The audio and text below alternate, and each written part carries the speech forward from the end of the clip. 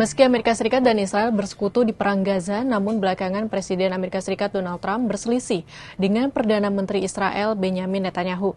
Trump secara terbuka mengakui adanya krisis kelaparan yang nyata di Gaza. Sebaliknya, Netanyahu berkelit dan mengklaim tidak ada krisis kelaparan di Gaza. Kita bahas. Presiden Trump mengakui adanya krisis kelaparan ketika berbicara bersama Perdana Menteri Inggris Keir Starmer di Skotlandia pada Senin 28 Juli 2025. Next time you speak to Netanyahu, what will you ask him to do? Well, I'm going to say, look, we're giving money and we're giving food, but we're over here and we're over in the United States, and I think I can speak for the Prime Minister.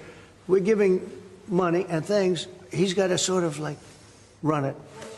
Well, I want them to make sure they get the food. I want to make sure they get the food, every ounce of food. I think you want the same absolutely. thing. It's an absolute focus. Because that food isn't being delivered, or at least all of it. Organisasi Kesehatan Dunia atau WHO Minggu 27 Juli 2025 memperingatkan tingkat malnutrisi di jalur Gaza sudah sangat membahayakan. Total korban meninggal akibat malnutrisi mencapai 63 orang, yakni 24 anak balita, 1 anak berusia di atas 5 tahun, dan 38 orang dewasa. Mayoritas korban meninggal saat tiba di fasilitas kesehatan atau meninggal tak lama setelah tiba di Vaskes. Kondisi tubuh mereka menunjukkan tanda-tanda yang jelas akibat penurunan berat badan yang parah. Selain korban meninggal, sepanjang Juli juga terdapat 73 anak dengan malnutrisi akut berat dan komplikasi medis lainnya yang dirawat di rumah sakit. Jumlah ini naik dari 39 anak pada Juni.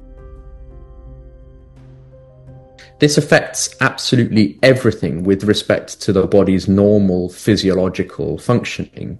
The ability to move, the ability to think, the ability to mount an immune response to infections that might seek to attack the body.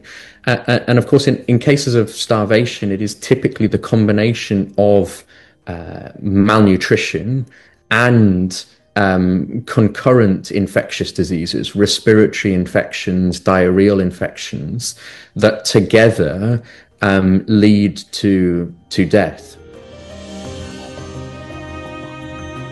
Direktur Jenderal WHO Tedros Adhanom sebelumnya juga sudah menyebut krisis ini sebagai kelaparan massal dan akibat perbuatan manusia.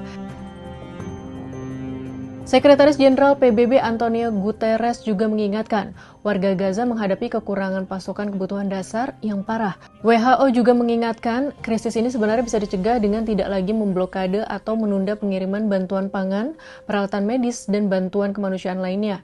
Upaya-upaya yang sengaja memblokade dan menunda bantuan sudah merenggut banyak nyawa.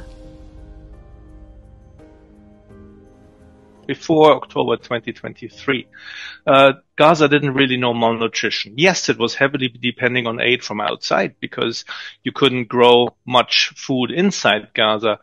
There were 500 to 600 trucks of supplies coming in, not all of them food, also fuel and other items, but 100 to 200 trucks of food every single day. And if that is missing, if a population doesn't have that, it has an impact.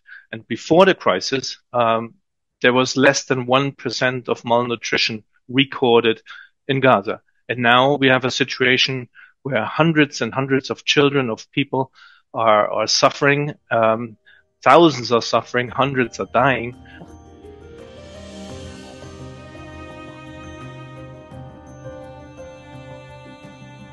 Terkait kondisi malnutrisi di Gaza dan perselisihan dengan Netanyahu, Trump berencana untuk bekerja sama dengan Uni Eropa untuk mendirikan pusat distribusi makanan di Gaza dan mendesak Israel untuk mempertimbangkan kembali strategi perangnya. Dengan kondisi seperti ini, bagaimana opini sahabat Kompas? Apakah krisis kelaparan dan malnutrisi bisa teratasi?